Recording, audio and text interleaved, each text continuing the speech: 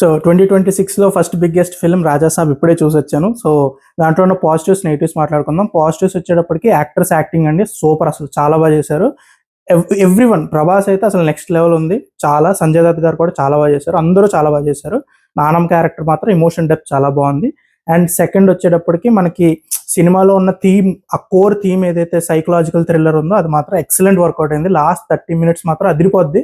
అసలు hospital scene దగ్గర నుంచి ఇమోషనల్ గా స్టార్ట్ అయ్యి అసలు మామూలుగా ఉండదు. అండ్ థర్డ్ వచ్చేసి మనకి ఏదైతే సినిమాలో చూపించాలనుకున్నారో ఆ ఎమోషన్స్ మాత్రం చాలా బాగా వర్కౌట్ అయినాయి.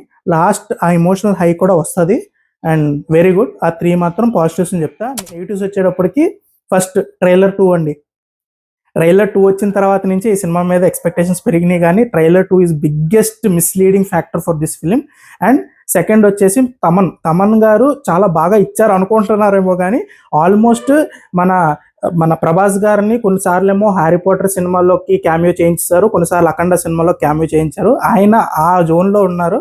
అండ్ క్లైమాక్స్లో వెరీ బిగ్ లెట్ డౌన్, అసలు ఏది పడితే అది కొట్టేశారు. నాకు మాత్రం కొంచెం అక్కడ లెట్ డౌన్ అనిపించింది. అండ్ థర్డ్, మారుతి గారు తలలు అతికించారండి. ఇంత బిగ్గెస్ట్ స్టార్ని పెట్టుకొని అసలు తలలు అతికించిన సీన్ని కనిపిస్తూ అంత ఎవిడెంట్గా కనిపిస్తున్నా కూడా సినిమాలో పెట్టారు చూడండి. Very big let down. అసలు నాకైతే అది చాలా వర్స్ట్గా అనిపించింది. అండ్ ఈ 3 థింగ్స్కి మాత్రం బండబూతులు తిట్టచ్చు మారుతి గారిని. కానీ సినిమా మాత్రం పర్ఫెక్ట్ సంక్రాంతి మూవీ. ఫ్యామిలీతో మీరు వెళ్ళి చూడాలనుకుంటే, కొంచెం వైలెన్స్ అయితే ఉంది, మీరు మీ పిల్లల్ని మరీ అసలు ఏ వైలెన్స్ చూపించకూడదు అనుకుంటే మాత్రం మీ చాయిస్. కానీ పర్లేదు, ఇప్పుడు ఉంటున్న యూట్యూబ్ వీటిలో మనం చూసే వైలెన్స్ కన్నా పెద్ద వైలెన్స్ ఏం కాదు, కొంచెం వైలెన్స్ ఉంది. కానీ సినిమా మాత్రం పక్కా ఫ్యామిలీ ఎంటర్టైనర్. సంక్రాంతికి అందరూ కలిసి చూడొచ్చు సినిమా.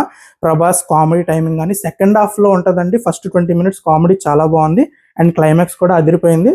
సినిమా మాత్రం పర్ఫెక్ట్ ఎంటర్టైనర్, ఫుల్ ప్యాకేజ్ ఉంది. మీరు ప్రభాస్ని ఇప్పుడు చూసి ఫుల్గా ఎంజాయ్ చేయాలనుకుంటే, స్క్రీన్లో మళ్ళీ ఇలా కనిపిస్తాడో లేదో మనకు తెలియదు, చూసి మాత్రం ఫుల్ ఎంజాయ్ చేయండి. సినిమా వెళ్ళిపోయిన తర్వాత అరే కలేజా లాగా నేను ఒక్కళ్ళని లాగా అరే కల్ట్ సినిమారా మనం మిస్ అయిపోయారా అని బాధపడడం కన్నా ఇప్పుడు వెళ్ళి దాన్ని ఎంజాయ్ చేయడం బెటర్.